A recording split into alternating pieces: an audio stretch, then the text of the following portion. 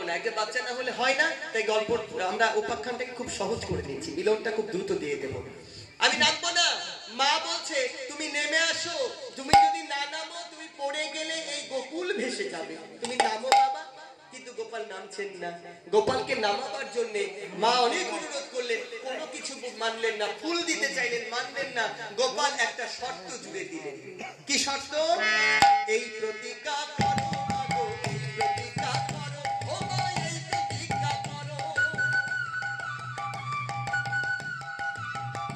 ও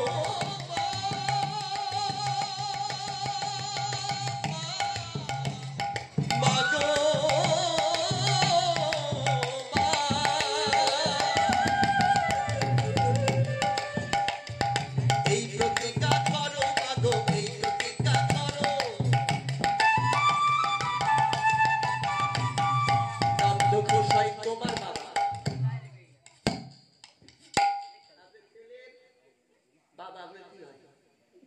আনন্দর মূর্তি।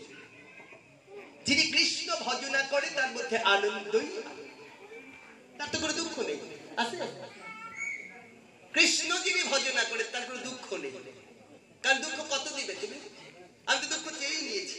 রাধারানী বলেছিল তুমি দুঃখ দেবে তো, আমি দুঃখের বোঝা মাথায় নিয়ে যাইছি।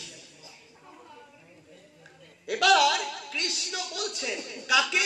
বলছেন যশোদাকে, যে তুমি যদি আমায় মারো তবে আমার পিতা নন্দঘোষ তোমার বাবা। বল আছে কেমন সুন্দর করে বললো, এই প্রতিজ্ঞা করো মাগো, এই প্রতিজ্ঞা করো, ও মা এই প্রতিজ্ঞা করো, নন্দঘোষাই তোমার বাবা।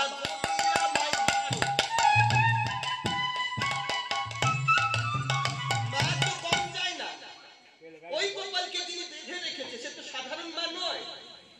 আর এটা কেন বললে একটুখানি ভেঙে দিই ছোট্ট করে, 3-4 ঘন্টার লীলা তো মা 10-15 মিনিটে করা কঠিন, একটুখানি ভেঙে দেখি। ভগবান কৃষ্ণ বুঝিয়ে দিলেন এই জগতে কেউ কারো নয়, আমি তোমার পুত্র না, তুমি আমার মাতা। আমার সাথে যদি তোমার সম্বন্ধ না থাকে তাহলে নন্দঘোষের সাথে তোমার কোনো সম্বন্ধ নাই। এই জগতে একটা সম্বন্ধ, আমি বৃক্ষ আর তুমি তার শাখা, আমি অনাদি তুমি তার লতা, আমি গোবিন্দ তুমি তার ভক্ত, আমি ভগবান তুমি আমার সন্তান। এটা বুঝিয়ে দিলেন। তাই বললেন যে আমাকে যদি মারো, আমি গোপাল যদি কারো বাড়িতে মারা যায় তাহলে তার স্বামী তার বাবা হয়ে যায়। ভালো করে বুঝে নেবেন মা, খুবই তত্ত্বের কথা। আমি গোপাল যদি কারো বাড়িতে মারা যায় তাহলে তার স্বামী তার বাবা হয়ে যায়।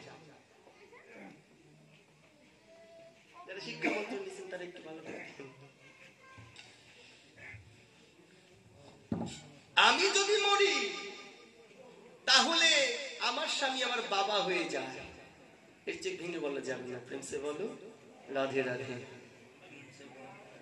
নিত্য মৃত্যু নিত্য বাঁচা, কৃষ্ণ প্রেম যারে করে, বাঁচা মারার মাঝ দিয়ে যে অমরত্ব পেতে চায় সে কৃষ্ণ প্রেমিক হয়ে যায়।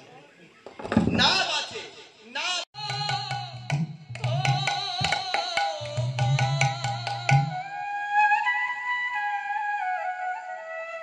বলি মা তো চরণ ধনি,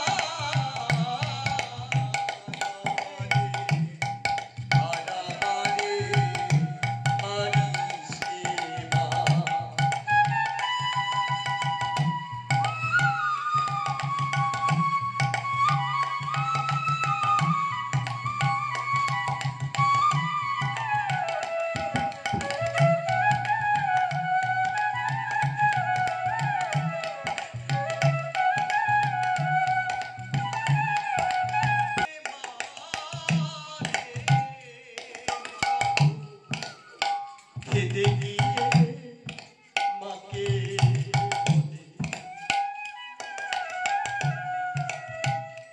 মা জননী নিঠুর হলে